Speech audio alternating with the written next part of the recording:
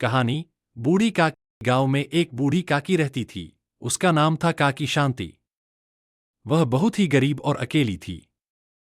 उसकी कोई संतान नहीं थी और न ही कोई रिश्तेदार। गांव के लोग उसे प्यार से बूढ़ी काकी कहकर बुलाते थे। वह हर दिन अपने छोटे से घर के सामने बैठकर आसपास के बच्चों को खेलते हुए देखती और मुस्कुराती थी। एक दिन गांव में एक धनी व्यापारी का आगमन हुआ। उसने गांव के लोगों को बताया कि वह यहां बड़ा व्यापार करने आया है। जब उसने काकी को देखा तो उसने कहा, अरे बूढ़ी काकी, तुम अपने घर को क्यों नहीं बेच देती? तुम्हें तो पैसे की बहुत जरूरत होगी। काकी ने मुस्कुराते हुए कहा, बेटा, यह घर मेरे लिए बहुत महत्वपूर्ण है। यह मेरे जीवन की यादें संजोए हुए है।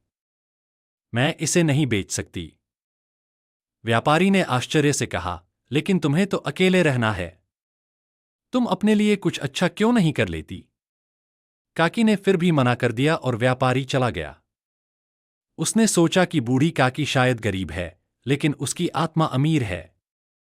कुछ दिनों बाद गांव में एक त्योहार आया। सभी लोग त्योहार की तैयारी में लगे थे। बूढ़ी काकी ने ठानी कि इस बार वह भी कुछ खास करना चाहती है। उसने अपने घर में थोड़े से पुराने कपड़े और अन्य सामान इकट्ठा किए और गांव के बच्चों को बुलाया। काकी ने बच्चों से कहा, आओ बच्चों, मैं तुम सबको मिठाई और उपहार दूंगी। बच्चों की आंखों में खुशी चमक उठी। उन्होंने काकी के पास आकर कहा, काकी, आप बहुत अच्छी हैं। त्योहार के दिन काकी ने बच्चों को बुलाया और उनके लिए खास खाना बनाया। उसने मिठाइयां और खेल के सामान तैयार किए। गांव के सभी बच्चे काकी के घर आकर खुशी से खेलते रहे। काकी की आंखों में आंसू थे, लेकिन ये आंसू खुशी के थे।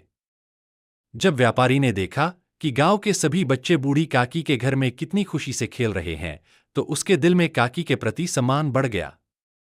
उसने काकी से कहा, बूढ़ी काकी, आप सच में अमीर हैं। आपके पास पैसे नहीं हैं, लेकिन आपके दिल में इतना प्यार है कि आप इसे सभी के साथ बांटती हैं। सीख। इस कहानी से हमें यह सीखने को मिलता है कि धन से ज्यादा महत्वपूर्ण है करुणा और मानवता। बूढ़ी काकी ने साबित किया कि असली अमीरी प्यार और सच्ची दोस्ती में है, न कि धन में।